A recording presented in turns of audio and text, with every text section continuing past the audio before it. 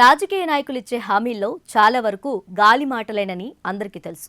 పరిస్థితికి తగ్గట్టు మాట మార్చడం, పార్టీలు ఫిరాయించడం కూడా మామూలే. అందుకే ఆపద్ధర్మ ప్రధాని నరేంద్ర మోడీ జాగ్రత్త పడ్డారు. చంద్రబాబు నాయుడు నుంచి రాతపూర్వక హామీ తీసుకున్నారు.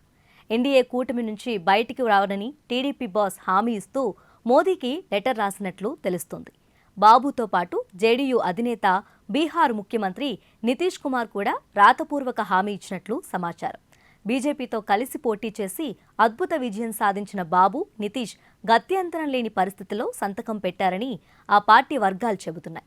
తాము ఎన్డీఏలో ఉంటామని బాబు, నితీష్ గట్టిగా చెప్పినా మోదీ నమ్మకం కుదరక లెటర్ వరకు వెళ్లింది పరిస్థితి. కేంద్రంలో కొత్త ప్రభుత్వ ఏర్పాటులో చంద్రబాబు, నితీష్ కింగ్ మేకర్లుగా మారారు.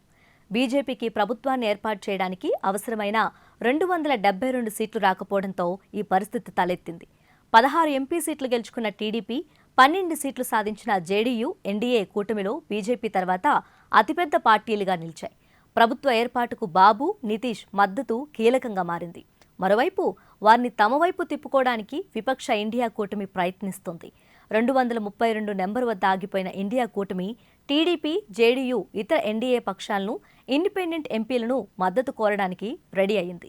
పరిస్థితి గమనించిన మోదీ బాబు, నితీష్లు తన చేతి నుంచి జారిపోకుండా రిటర్న్ లెటర్ ఇవ్వమని కోరినట్లు తెలుస్తోంది. చంద్రబాబు, నితీష్లు ఎన్డీఏకి గతంలో జలక్లిచ్చారు.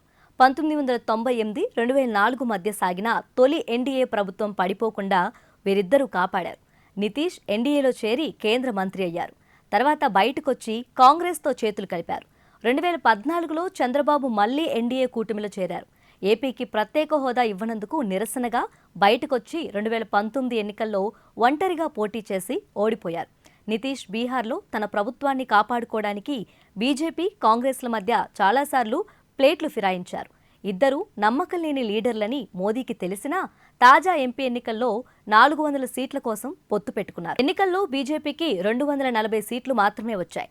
మ్యాజిక్ ఫిగర్కు 32 సీట్ల దూరంలో ఆగిపోయిన మోదీ ఎన్డీఏ మిత్రపక్షాలను నిత్యం కాపాడుకోవాల్సిన పరిస్థితి. జాతీయ ప్రయోజనాల కంటే తమ ప్రయోజనాలకే ప్రాధాన్యమిచ్చే ప్రాంతీయ పార్టీలు సమయం చూసి గోడ దూకేస్తాయి. వాటిని పశువుల్లా బలవంతంగా కట్టేయడం సాధ్యం కాదు. కాకపోతే రాతపూర్వక హామీలను తీసుకోవటం వల్ల నైతికంగా వాళ్లపై చెక్ పెట్టొచ్చని మోదీ భావించినట్లు కనిపిస్తుంది. రాత హామీలకు ఎలాంటి విలువ లేకపోయినా బాబు, నితీష్ రేపు కూటమి నుంచి తప్పుకుంటే ద్రోహులని, నిలకడలేని మనుషులని నిందించడానికి ఛాన్స్ దొరుకుతుంది. వాళ్ళు సంతకం చేసిచ్చిన పేపర్లను పబ్లిక్లో పెట్టి రచ్చ చేయొచ్చు. సంసారమైనా, సర్కారైనా నిలకడగా ఉండాలంటే పరస్పర నమ్మకం ఆధారం. నేటి రాజకీయాల్లో ఎవరు ఎవరిని నమ్మే పరిస్థితి లేదు కాబట్టి మోదీ రాతపూర్వక హామీని ఇప్పించుకున్నట్లు టాక్.